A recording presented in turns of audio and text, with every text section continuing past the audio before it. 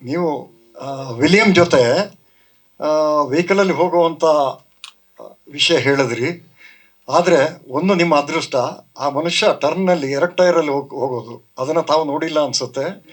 2 ಟೈರಲ್ಲಿ ಹೋಗ್ತಾನೆ ಪುಣ್ಯಾತ್ಮ, ಜಸ್ಟ್ ಹಿಂಗೆ ಈ ಆ್ಯಂಗಲಲ್ಲಿ, ಅಂಥ ರ್ಯಾಶ್ ಡ್ರೈವರ್. ಸೊ ಇದನ್ನು ಮಾತು ಮುಗಿಸೋದಕ್ಕೆ ಮೊದಲು ನಾನು 4 ಹೆಸರುಗಳನ್ನು ಸ್ಮರಿಸಲೇಬೇಕು. ಒಂದು ಲ್ಯಾನ್ಸ್ ಕ್ಯಾಪ್ಲನ್, ಹಾಲಿವುಡ್ ಕ್ಯಾಮ್ರಾಮನ್. ಅವರು 1 ತಿಂಗಳು ರಜಾ ಮಾಡಿ ಮುಗಿಸ್ಬಿಟ್ಟು ಹೋಗ್ತೀನಿ ಅಂತ ಬಂದವರು.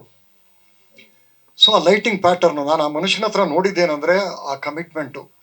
ಯಾವತ್ತೂ ಐಪ್ಯಾಡ್ ಇಟ್ಕೊಂಡು ಈ ಲೈಟ್ ಹೀಗೆ, ಈ ಲೈಟ್ ಹೀಗೆ, ಆ ಪ್ಲ್ಯಾನಿಂಗ್ ಅಷ್ಟು ನೀಟಾಗಿ ಮಾಡ್ಕೊಂಡಿರೋರು. ಸೊ ಅವ್ರ ಜೊತೆ ನಮ್ಮ ಇಂಡಿಯನ್ ಕ್ಯಾಮ್ರಾಮನ್ ಇವರು ಏನು ಕಡಿಮೆ ಇಲ್ಲ. ಆ ಟೈಮಲ್ಲೇ ಇವರು ಬಹಳಷ್ಟು ಆ್ಯಡ್ ಫಿಲ್ಮ್ಸ್ ಮಾಡಿಕೊಂಡು 6 ತಿಂಗಳು ಫಾರಿನಲ್ಲೇ ಇರೋರು. ಬಾಂಬೆನಲ್ಲಿ ಮನೆ ಇತ್ತು, ಅವ್ರನ್ನ ಸಿನಿಮಾಗೆ ಎಳ್ತಂದಿರೋದು ಆ ಟೈಮಲ್ಲಿ. ಸೊ ಫಸ್ಟ್ ಶೆಡ್ಯೂಲ್ ಆದ ನಂತರ ಲ್ಯಾನ್ಸ್ಕೇಪ್ಲಂದು ಟೈಮ್ ಮುಗಿದೋಯ್ತು, ಅವ್ರು ಹೋದರು. ಅವರು ಮಾಡಿದ್ದಕ್ಕೆ ಯಾವುದೇ ಕೊರತೆ ಇಲ್ಲದ ರೀತಿಯಲ್ಲಿ ಕಂಪ್ಲೀಟ್ ಕನ್ಸಿಸ್ಟೆನ್ಸಿನಲ್ಲಿ ಮಾಡಿದಂಥ ಕ್ರೆಡಿಟ್ಟು ವಿಲಿಯಂ ಡೇವಿಡ್ದು. ಸೊ ಈಗ ನಾನು ಆ ಲ್ಯಾನ್ಸ್ಕೇಪ್ಲನ್ಗೆ ನಾನು ಥ್ಯಾಂಕ್ಸ್ ಹೇಳಲೇಬೇಕು. ಯಾಕಂದರೆ he gave us a big boost. ಅವ್ರು ಬರಬೇಕಾಗಿರಲಿಲ್ಲ, ಅವ್ರಿಗೆ ವರ್ಡ್ಸಲ್ಲಿ ಅವಾರ್ಡ್ ತೊಗೊಂಡಿದ್ದಕ್ಕೆ ಅನೂಪ್ಗೆ ನನಗೆ ಅವಾರ್ಡ್ ಕೊಡಿಸಿದ್ಯಪ್ಪ, ಅದಕ್ಕೆ ನಾನು ನಿನ್ನ ಸಿನಿಮಾ ಮಾಡಿದ್ರೆ ನಾನು ಫ್ರೀಯಾಗಿ ಬಂದು ಮಾಡ್ತೀನಿ ಅಂತ ಆ ಸ್ಪಿರಿಟಲ್ಲಿ ಬಂದು ಮಾಡಿರೋವಂಥವ್ರು. ಅದಕ್ಕೆ ಅವರಿಗೆ ನಾನು ಕೃತಜ್ಞತೆ ಅರ್ಪಿಸ್ತೀನಿ. ಇನ್ನೊಂದು ಹೆಸರು ಯಶ್. ನಾವು ಮೊದಲು ಸಿನಿಮಾ ಮಾಡುವಂಥ ಸಂದರ್ಭದಲ್ಲಿ ಇದರ ಟ್ರೈಲರ್ ಬಂತು. ಟ್ರೈಲರ್ ಬಂದಾಗ ಚಿಕ್ಕಣ್ಣನ ಹತ್ರ ಕೇಳಿದ್ರಂತೆ, ಯಾರ ಮಗ ಅದು ಸಖತ್ತಾಗಿ ಮಾಡಿದ್ದಾರೆ ಟ್ರೈಲರು, ಅದು ನಮ್ಮ ಗುರುಗಳದ್ದು ಅಂತ ಚಿಕ್ಕಣ್ಣ ಹೇಳಿದ್ರಂತೆ. ನಾನು ನೋಡಬೇಕಲ್ಲ ಅಂದ್ರಂತೆ.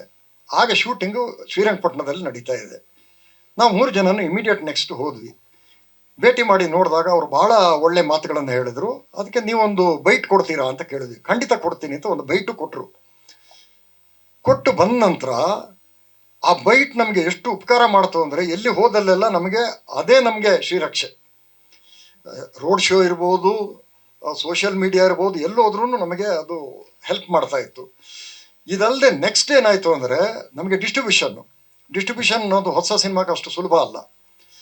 ಆಗ ನಾವೇನು ಪ್ಲ್ಯಾನ್ ಮಾಡಿದ್ವಿ ಅಂದರೆ, ಯಶ್ ಫಸ್ಟು ನೋಡಿದ ಮೇಲೆ ಬಾಕಿದೆಲ್ಲ ಸರಿಯಾಗತ್ತೆ. ಅಲ್ಲಿವರೆಗೆ ಪಾಪ ಪ್ರಕಾಶ್ ಅವರು ಭಾಳಷ್ಟು ಟ್ರೈ ಮಾಡ್ತಾಯಿದ್ರು, ಆದ್ರೂ ಅಂಥ ಎನ್ಕರೇಜಿಂಗ್ ಇದು ಸಿಗ್ತಾ ಇರಲಿಲ್ಲ. ಯಶ್ ಅವರಿಗೆ ಅಂತ ಒಂದು ಶೋ ಏರ್ಪಾಡಾಯಿತು ಇಲ್ಲೇ.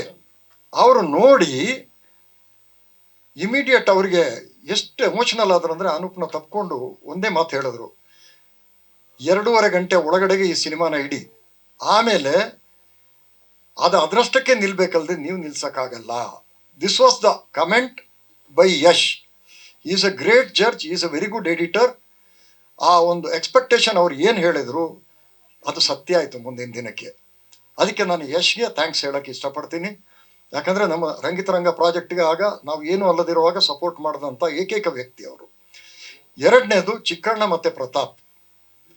ಅವರು ಬಿಗಿನಿಂಗಲ್ಲಿ ಯಾವುದೇ ಒಂದು TV ಶೋಗೆ ಹೋದ್ರೂ ಸೆಲೆಬ್ರಿಟಿ ಇಲ್ಲದೆ ಯಾರೂ ಎಂಟರ್ಟೈನ್ ಮಾಡಲ್ಲ.